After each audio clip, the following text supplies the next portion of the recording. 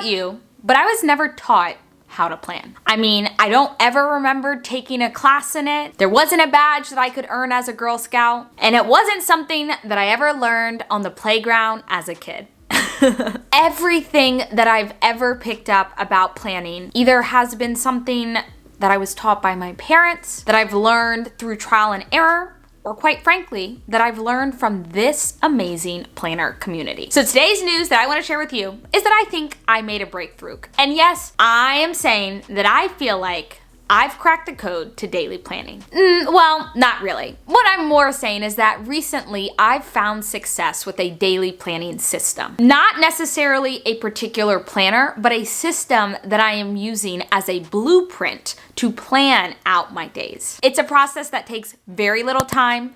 It's super easy to replicate, and I hope that it ends up helping you as much as it has helped me. Hey y'all, it's me, Lauren, here with Plan with Laur. I am your best friend and your go-to gal when it comes to all things planning, productivity, and how to use the resources that you have to plan today for a better tomorrow. In today's video, I'm gonna be talking to you about my 4-step approach that I do every single day that helps me plan out my day. When it comes to planning, there's nothing that we do more often than plan our day. We do it quite literally every single day. And if daily planning is the thing that we're doing the most often, shouldn't it be the thing that we're the best at, right? Well, it hasn't been for me at least. I feel like I'm not the only one who has tried multiple daily planner systems, daily planning blueprints, and none of it has been something that I've ever stuck with. Before we jump into the video, we had to make a cute little puppy appearance, and I want to know, y'all, oh, are you tired?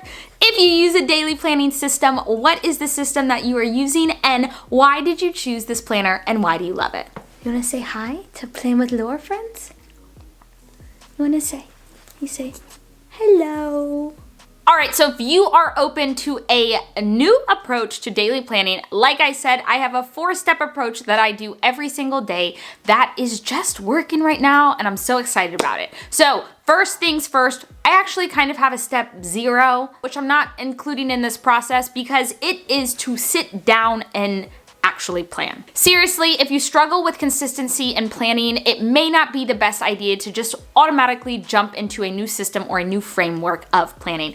Go ahead, I'll link it up top. Check out my how to create a planning routine to help you stay consistent in your planner video, where I give you another framework exactly on how to create a routine for yourself. If you saw that video, then you know that I like to do my planning routine in my bed. So I keep my planners and a pen on my nightstand and commit to at least 5 minutes of uninterrupted focus. Y'all know you can do anything for at least 5 minutes. So once I have carved out my space that I plan in and when exactly I'm doing it, then I jump into my 4-step system. The first thing that I do is I identify my non-negotiables of my day and I make note of them. For me, this often looks like a fixed work schedule. If you work a shift or you work a 9 to 5, maybe if you're a parent, this could be your child's schooling for the day, or a practice schedule if they have extracurriculars. For me, this category of non-negotiables in the sense of daily planning also means fixed obligations that you have going on for the day. Any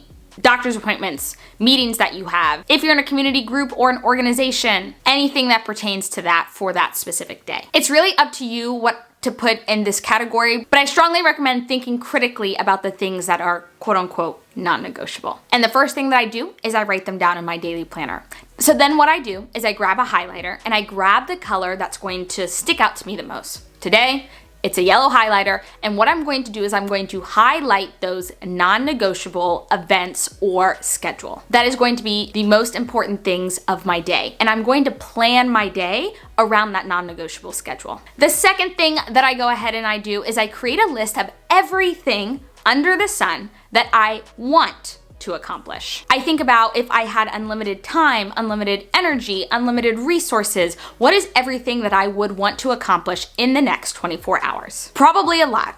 So I sit down and I just throw it all out there. Honestly, I'm usually using a sticky note when I'm doing this because what I want is just to brain dump all of these ideas. Because once I can then see them all laid out, I can recognize what are things that I can actually get done given the day. Once you have a good full list of tasks that you want to complete during the day, look at that list side by side with your non-negotiables schedule. Your brain should automatically find the gaps in your schedule in which you can then get things done. And we'll come back to this in just 1 minute. Hold tight. I do think it's important to note that here in the second step, I'm not necessarily writing anything down. The second step is more of that brain dumping process. But we'll come back to this in a second. We got to jump ahead real fast to step number 3. Once we're in step number 3, this for me is the hardest thing, hands down. And it is to identify 3 top priority tasks. Now, I referenced the sticky note that I have of all the tasks that I want to do to pick out the 3 that are most important. So my criteria for picking out my top 3 priorities are things that can be done today, not something that's necessarily going to be done in the future, things that I have control of, and things that if I get them done, I'm going to feel better or I'm going to feel productive about the day. The reason that I choose 3 tasks is because those are realistic. You know that we can't necessarily plan for our mood, and we're not always in control of the internal and external factors that surround our life. So by picking 3 things, if I wake up in the morning and I'm just feeling awesome and I'm feeling great, I can knock out those 3 things and then I can spend the rest of my day doing to-dos or doing whatever I want. However, if I'm having a day that's maybe not great, maybe my plans got changed in the middle of the day, or I'm quite frankly just not feeling it, then I only have 3 things to do that day.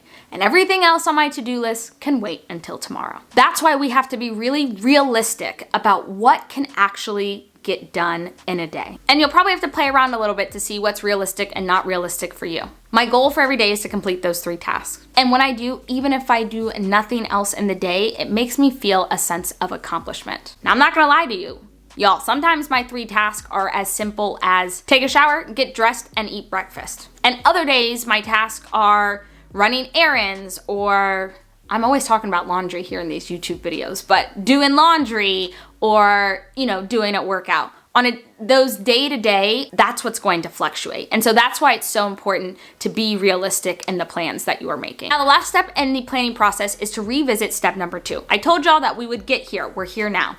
And then what we're going to do is we're gonna look at that sticky note of all the tasks that we've written out for the day, and we're gonna pick out a couple of things that are going to be realistic to achieve, and we are going to assign them a time. It's one thing to write down that you wanna complete a task. It's another thing entirely to say that you'll complete this task from 10:45 until 11:15 tomorrow morning. But for me, by setting out and scheduling a time to complete that task, I have seen so much more success in actually completing the task because I'm not constantly like, oh, I'll do it later or I'll push it off. I have a time when the task is getting done, and that's when we go ahead and we complete it. You may notice that once you put in your non-negotiable items and you put in your 3 priorities of the day, that you might not have capacity to take anything else on. That's okay. You might also notice that your planner may look a little blank. That's okay. You'll naturally fill in this blank space in your planner, which I like to call white space, with other things that just pop up. Even the most perfectly laid plans don't always go according to plan. And you want space in your planner to be able to go ahead and just live your life, no matter what the day throws at you. Maybe you're a little bit like me and writing a long to-do list is something that gets you super excited. Consider transferring a short but realistic list to a new sticky note from your first brain dump. You can then put this sticky note as a to-do list somewhere in your planner. If you have extra time and you want to go ahead and do something, you can reference it the next time that you sit down to make a plan and decide whether those tasks are actually things that you want to get done, or maybe we just put them on there because we were in the moment and we're just writing out a whole bunch of things on a to-do list. One of the things that I love about planning is that I'm able to write things down so I don't forget them. So sometimes I create a to-do list or brain dump solely so I don't forget what my thoughts are in that moment. And usually I end up keeping those sticky notes and I reference them later in the day or later in the week in my planning. So that's the system, but as you go through this process, don't forget to periodically take notes of what's working in your planning and what's not working in your planning. What conditions, either internal or external, push you to have a productive day. If you can identify the factors that affect your mood, your energy, and your productivity, then you can seek out those conditions. You'll know that a little reflection goes a long way. Now, one thing that I will caution you when you go ahead and write on your to-do list. And y'all, I have a whole video about making to-do lists. But one thing that I do want to remind you of is for anything that you are putting on your to-do list that takes energy away from you, make sure to also think about things that are going to recharge you and refill up your cup. You'll get more done if some things, even as small as getting a second cup of coffee, are on your to-do list as exciting things throughout your day. And the final thing that I'll say is that this is a blueprint. This is a system that's currently working for me. As anything with planning, take the ideas that we've talked about here in this video and make them your own. Adjust where you need to adjust, change things around a little bit, but hopefully this gives you a framework and an idea to work through and to help you with your daily planning.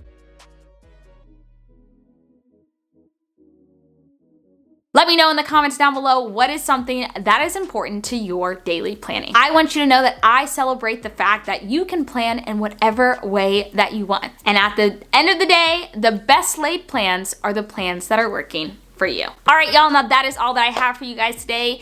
If you are new here, welcome. I hope that you will decide to stick around by hitting that red subscribe button. I upload new videos every Monday and Thursday. Check out the link in the description down below for any products that I mentioned in this video and to learn a little bit more about me so that we can stay connected.